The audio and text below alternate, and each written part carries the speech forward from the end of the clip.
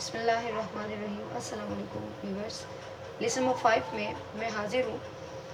मैंने आपसे पिछले लेसन में कहा था कि अब जो है हम ग्रामेटिकली अपनी इंग्लिश लैंग्वेज का जो कोर्स है, इंग्लिश बेसिक लैंग्वेज का कोर्स जो है उसको स्टार्ट करेंगे।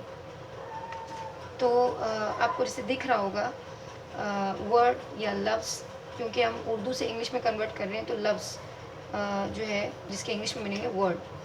लफ्ज़ किसको कहते हैं आप अच्छे से जानते होंगे। अगर नहीं जानते तो मैं आपको लफ्ज़ की भी डेफिनेशन बता देती हूँ कि जब कुछ हरूफ आपस में मिलते हैं और वो कोई मायने देते हैं तो उसको जो है लफ्ज़ कहते हैं। तो लफ्ज़ को इंग्लिश में वर्ड कहते हैं। तो सेम वही कि कुछ लेटर से आपस में मिलते हैं और वो कोई मीनिंग देते हैं तो वो वर्ड कहलाते हैं।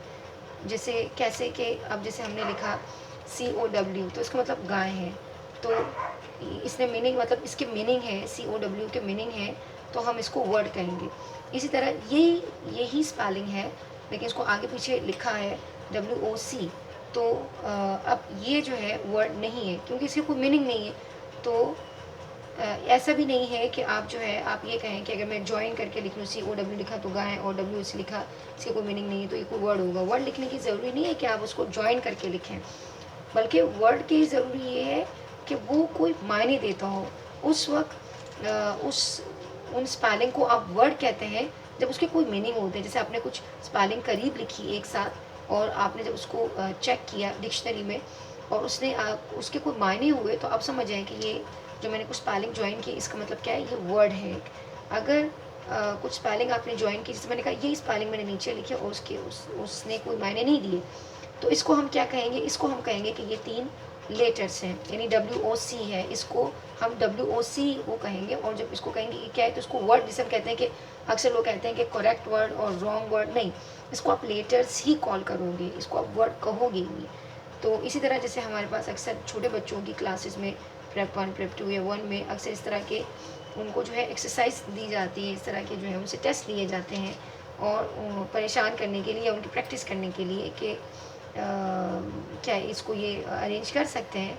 जैसे अब ये लिखे हुए हैं तो आप इसको क्या पढ़ेंगे, अब आप इसको काउंट करेंगे 1 2 3 4 5, तो आप कहेंगे कि 5 लेटर्स हैं, आप इसको वर्ड नहीं कहेंगे। अब इन्हीं लेटर्स को अगर मैं अरेंज करती हूँ,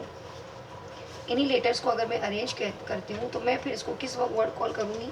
जैसे Q लिखा, Q के बाद U लिखा, फिर EE और फिर N। अब यही लेटर्स मैंने अरेंज करके लिखे और जब इसको चेक किया गया तो इसकी मीनिंग क्वीन, मलका, तो अब इसको आप वर्ड कहोगे। अब ये स्पेलिंग ऊपर थी, अरेंज नहीं थी, तो आप इसको आपने काउंट की और आपने कहा कि इतने लेटर्स हैं। इस तरह अगर आप नीचे देखें तो SHIP ये लिखा हुआ है SPIH, तो आप इसको जो है कहोगे कि 4 लेटर्स हैं, लेकिन जब आप इसको अरेंज कर लोगे तो आप कहोगे कि शिप, ये एक वर्ड है, कश्ती जो बड़ा जहाज़ होता है। इसी तरह आपके पास ANBAAN, तो आप कहोगे कि 1 2 3 4 5 6, ये 6 लेटर्स हैं। लेकिन इन्हीं लेटर्स को जब हम अरेंज करके लिखते हैं BANANA, मैंने इस लेसन में वो वर्ड्स लिए हैं जो कॉमनली एक ऐसा शख्स भी जो स्कूल गोइंग ना हो, जिसने कभी इंग्लिश का इतना वास्ता ना पड़ा, क्योंकि ये ऐसे वर्ड्स हैं कि आज इस दौर की उर्दू में ये आराम से जो है हर कोई बोलता है, इसलिए ये लफ्ज़ जाने पहचाने वर्ड है। ये कोई इंग्लिश के मैंने हार्ड वर्ड जो है नहीं लिखे हैं। इसी तरह POYC, तो आप कहोगे कि 4 लेटर्स हैं, यानी आप इसको वर्ड, जैसे लोग कहते हैं ना कि रॉन्ग वर्ड, ये रॉन्ग वर्ड नहीं है, बल्कि ये वर्ड ही नहीं है। वर्ड के उस पर देखिए, रॉन्ग वर्ड किस वक्त होगा कि अगर किसी बच्चे ने पूरी अरेंज करते हुए कुछ स्पेलिंग जो है वो थोड़ी आगे पीछे कर ली, तो वो फिर होता है कि भाई स्पेलिंग मिस्टेक है। मगर ये इसको वर्ड का कॉन्सेप्ट ही नहीं दिया जाएगा, क्योंकि इसमें ऐसे कुछ यानी बेतुकापन है। तो इसी को जो हम अरेंज करके लिखेंगे COPY, अब ये C था, ये O था, PY, जब मैंने इसको अरेंज करके लिखा, कॉपी, आपको पता है जो हमारी नोट कॉपी होती है उसको हम कॉपी कहते हैं।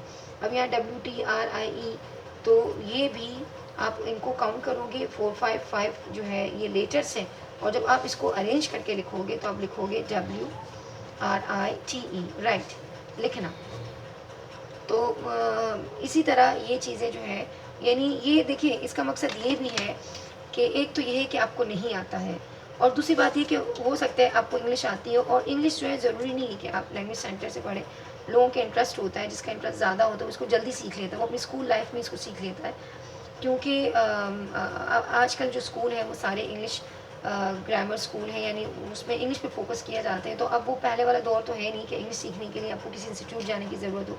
अब अगर एक शख्स को इंग्लिश आती हो लेकिन वो अगले को कैसे पढ़ाए, तो उसके लिए इस चैनल से जैसे मैं नोट्स आपको प्रिपेयर करना सिखा रही हूँ, तो आप इसे लेसन बाय लेसन लिखें कि अगर कल आपको किसी को पढ़ाना हो तो आप कैसे जो है पढ़ाएंगे।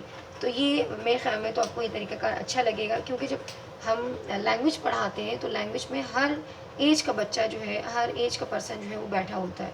वो 7 से लेके 60 तक का पर्सन जो है उसमें बैठा हुआ होता है, उसमें बच्चे बैठे होते हैं, उसमें जवान बैठे होते हैं, उसमें बूढ़े बैठे होते हैं। तो इसलिए आप जब एक बच्चे को पढ़ा रहे हो तो उसको अगर आप सेंटेंस या टेंस से शुरू करोगे तो वो उसको नहीं कर सकेगा। जैसे लेसन नंबर 1, 2, 3, 4 में आपने पढ़ा, अब बच्चे आते हैं तो वो भी जो है रीडिंग में पजल होते हैं कि ये लेटर तो इस वक्त ये साउंड दे रहा है। तो अगर आप इसको इसी तरह अगले बच्चों को भी डिफ़ाइन करेंगे तो इंशाल्लाह वो जो है आपको उसका रिज़ल्ट देंगे। क्योंकि अगर आपको इंग्लिश आती है लेकिन आपको अगर जब तक एक्सपीरियंस नहीं होगा तो आप अच्छे टीचर्स नहीं बन सकते हैं। तो मेरे इस चैनल से बगैर एक्सपीरियंस हासिल किए हुए इन लेसन से, क्योंकि ये लेसन्स बहुत लो लेवल से उठाए गए, यानी इसमें एक बच्चे के लेवल से लेके बड़े के लेवल तक, या बच्चे छोड़े बहुत हमारे बड़े हैं जो स्कूल नहीं गए हुए हैं तो उनको ही बच्चों की कैटेगरी में ले आते हैं। तो उस लिहाज से ये मेरे ये नोट्स आपको बहुत फ़ायदा देंगे।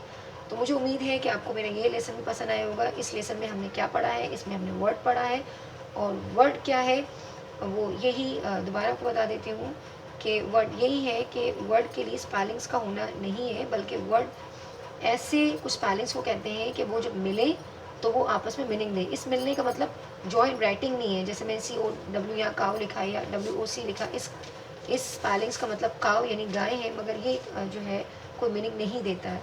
जॉइंट लिखने से कोई मतलब नहीं, मतलब करीब लिख के अगर वो कोई मीनिंग दे रहा है तो वो वर्ड है, और अगर मीनिंग नहीं दे रहा है तो वो वर्ड नहीं है। तो फिर उसको क्या पढ़ा जाएगा, उसको लेटर्स पढ़ा जाएगा। तो मुझे उम्मीद है कि आपको मेरा ये लेसन पसंद आया होगा। तो अगर आपको पसंद आया है तो प्लीज़ इसको शेयर, लाइक और सब्सक्राइब ज़रूर कीजिएगा। दुआओं में याद रखिएगा। अल्लाह हाफिज़।